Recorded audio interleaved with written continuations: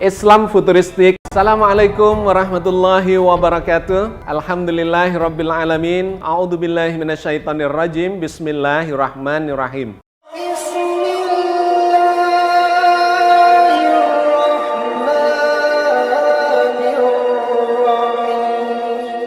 KPK itu adalah bonekanya presiden, macam Direktorat Gratifikasi Komisi Pemberantasan Korupsi atau KPK batal memanggil Ketua Umum Partai Solidaritas Indonesia atau PSI Kaisang Pangarep terkait dugaan gratifikasi jet pribadi. Pakar Hukum Tata Negara dari Universitas Andalas, Ferry Amsari menilai lembaga anti rasuah saat ini bak menjadi boneka Presiden Joko Widodo. Pernyataan Ferry disampaikan dalam program Talkshow Overview Tribun News pada Rabu 4 September 2024. Ferry lantas menyinggung bentuk gratifikasi yang dapat diterima maupun tidak bisa diterima oleh keluarga presiden. Menurutnya, apabila ada salah satu pihak yang menerima gratifikasi, salah seorang yang bisa diselidiki adalah presiden. Menurut Ferry, KPK saat ini dilemahkan oleh Presiden Jokowi, sehingga menurutnya wajar lembaga anti rasuah itu saat ini tak berani menyentuh dan menyelidiki perkara terkait keluarga presiden. Ferry lantas menyebut penggunaan jet pribadi Kaisang adalah bentuk gratifikasi. Ada kayaknya sekitar 1 minggu, Ketua PS itu hilang.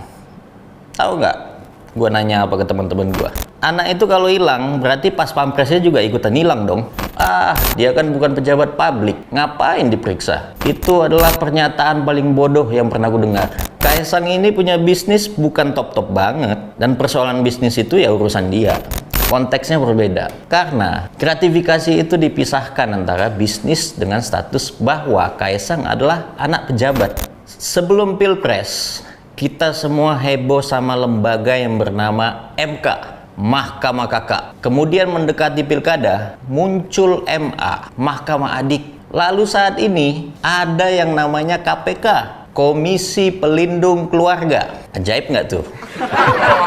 Lembaga demokrasi kita, otaknya bisa hilang seketika. Blok Medan, diam. Gratifikasi, diam. Bea Cukai, diam. Lalu lo mau harapin apa? Itu makanya ibu negara kita itu semakin tebal. Itulah, mungkin pakai no drop kali ya.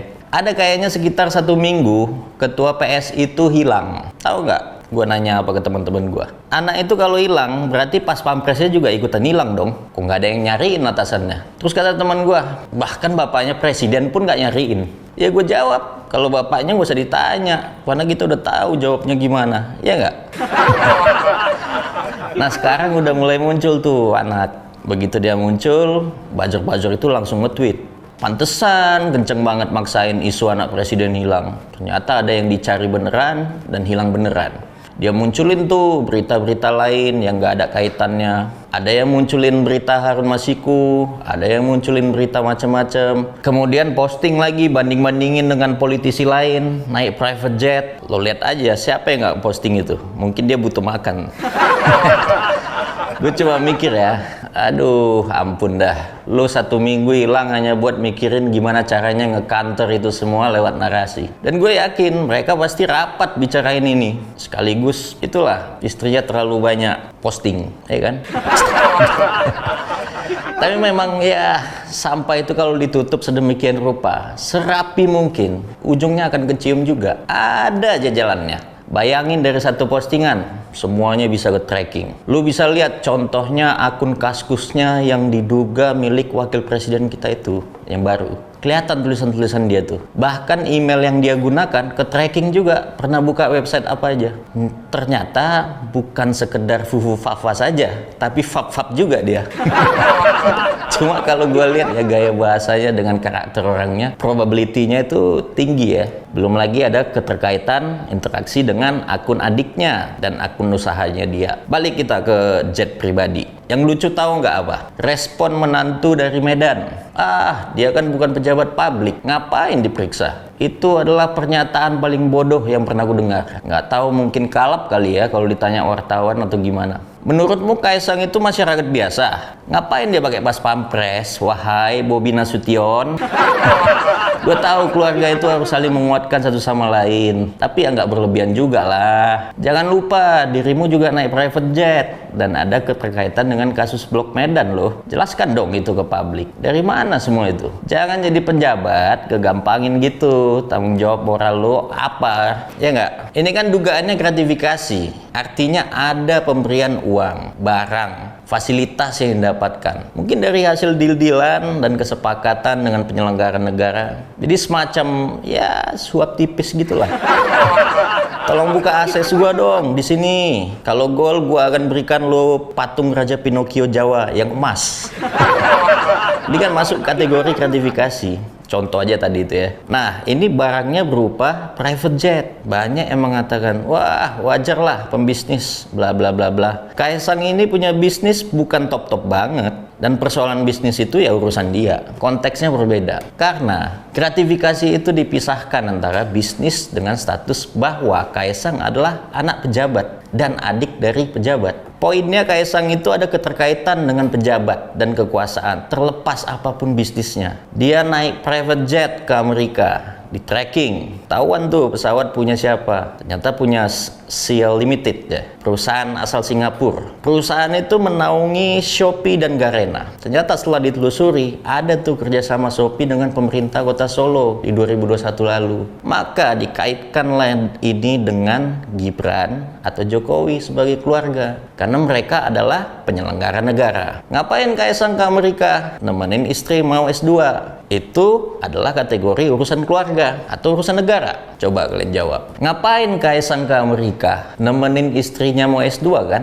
Itu masuk kategori urusan keluarga atau urusan negara? Nah, makanya kesimpulan dari informasi ini, atau bisa disebut dugaannya, Kaisang menggunakan fasilitas pesawat jet dari perusahaan yang sudah melakukan kerjasama dengan pemerintah kota Solo, yang mana wali kotanya adalah Gibran, untuk keperluan keluarga Kaisang. Maka seharusnya senormal-normalnya KPK itu panggil si Kaisang dan Gibran, pertanyakan itu semua dan diumumkan di publik. Ini semua apa? Kok saya dinasehatin Pak, kurang-kurangin hedon. Ya ampun, dinasehatin dong. Hei KPK, jangan tugasnya pemuka agama lu ambil. Masyarakat nanti bisa ngambil tugasnya hakim loh. Ini kalau nggak diproses, gua harap sih jadi perhatian masyarakat ya. Kemarin statementnya lebih ngaco lagi tuh. Kaisang tidak wajib laporkan gratifikasi karena bukan penyelenggara negara. Yang berstatement ini otaknya ada di mana coba? Dia bantah materi yang ada, yang mereka terbitkan sendiri. Jelas kok tulisannya bahwa gratifikasi yang diterima oleh istri atau anak pejabat termasuk gratifikasi yang wajib untuk dilaporkan. KPK yang nulis. Apa ini coba? Nggak jelas. Kaisang juga nggak jelas. Kalau merasa benar, ngomong dong di publik. Harusnya kan gentle, datang langsung ke KPK. Contoh itu Ahok, Anies kan melakukan itu. Masinton lagi bawa koper lagi ke KPK gitu kan. Silahkan periksa gue. Ini malah hilang dulu. Ditanya wartawan, kabur. Ya biasanya begitu, gak ada yang bisa dia bantah.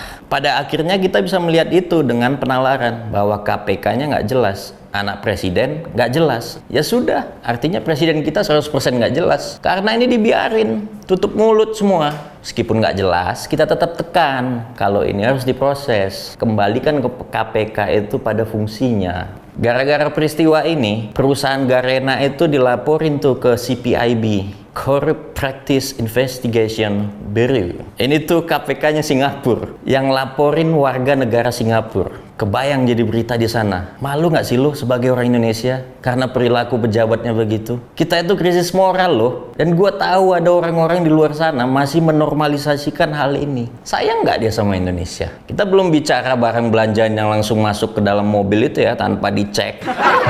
Sampai hari ini orang cukai itu nggak ada tanggapannya, gelap. Pokoknya suka-suka mereka lah. Bikinlah sampai nanti akan tiba waktunya kau akan habis dengan sendirinya. Tuh Mahfud MD yang bilang begitu. Kira-kira begitulah yang bisa gue katakan.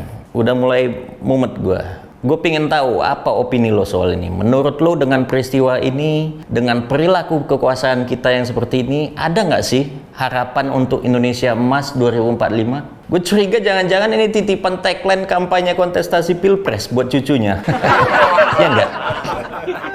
Tulis di kolom komentar pendapat lo. Perilaku partai-partai politik yang diperlihatkan sekarang menunjukkan bahwa sangat boleh jadi pada akhirnya mereka memang akan berkhianat kepada kita. Kita saksikan bahwa di banyak tempat koalisi-koalisi dibangun berbasis dua gejala, mengejar insentif kekuasaan yang dimiliki oleh partai-partai dan pimpinan partai, dan melayani ketakutan di penjara. Jadi partai-partai sesungguhnya, elit-elitnya sedang diajak masuk ke dalam satu ruangan sebagai satu insentif. Di dalamnya mereka menjadi bagian dari koalisi yang berbagi kekuasaan. Sebuah ruangan yang penuh uang kalau pakai ibarat yang sederhana. Tetapi sesungguhnya di salah satu bagian ruangan itu ada satu pintu yang kalau dibuka itu langsung menuju ke dalam penjara. Itulah situasi yang kita saksikan sekarang.